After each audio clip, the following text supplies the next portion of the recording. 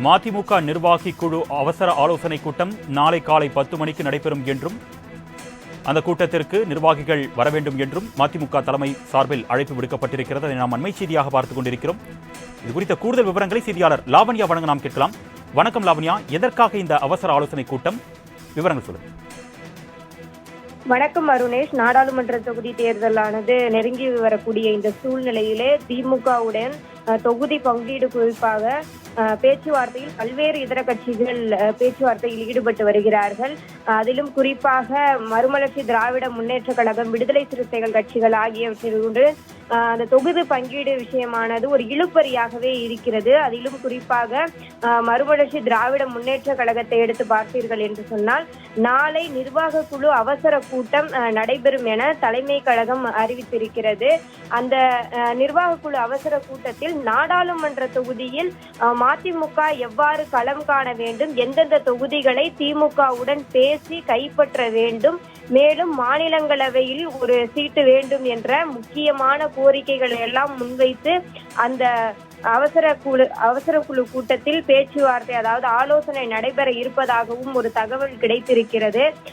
நாளை காலை ஒரு 10 மணி அளவிலே மதிமுகவினுடைய தலைமை அலுவலகமான தாயகத்தில் அவைத்தலைவர் ஆடிட்டர் அர்ஜுனராஜ் தலைமையில் இந்த குழு கூட்டமானது நடைபெற இருக்கிறது. இந்த குழு கூட்டத்தில் உயர்நிலை குழு, மாவட்ட குழு செயலாளர்கள், ஆட்சி மன்ற குழு, தணிக்கை குழு, அரசியல் ஆலோசனை குழு, அரசியல் ஆய்வு மையம் ஆகிய அமைப்புகளின் செயலாளர்கள் மற்றும் குழுக்களின் உறுப்பினர்கள், தலைமை கழகம் மற்றும் அணிகளின் செயலாளர்கள் ஆகியோர் கலந்து கொள்ள இருக்கிறார்கள்.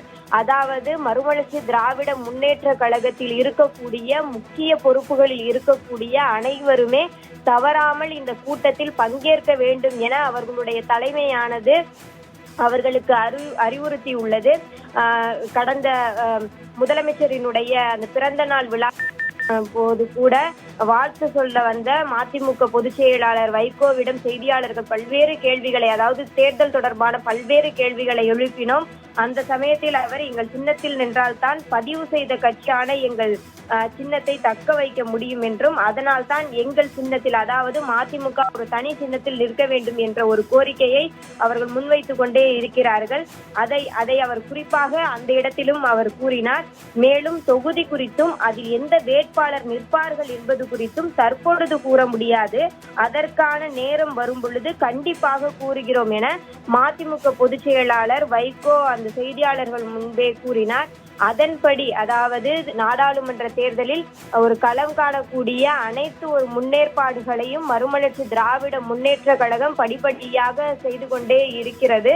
அதன் விளைவாகத்தான் நாளை காலை அவர்களுடைய தலைமை அலுவலகமான தாயகத்தில் அந்த அவசர நிலை ஆலோசனை குழு கூட்டமானது நடைபெற இருக்கிறது. அந்த கூட்டத்தில் அவர்கள் ஆலோசித்து எவ்வாறு அந்த நாடாளுமன்ற தொகுதிகளை கைப்பற்ற வேண்டும் என்றும், அதற்கு பிறகு ஒரு அதிகாரப்பூர்வமான தகவல்களை வெளியிடுவார்கள் என்றும் கூறப்படுகிறது.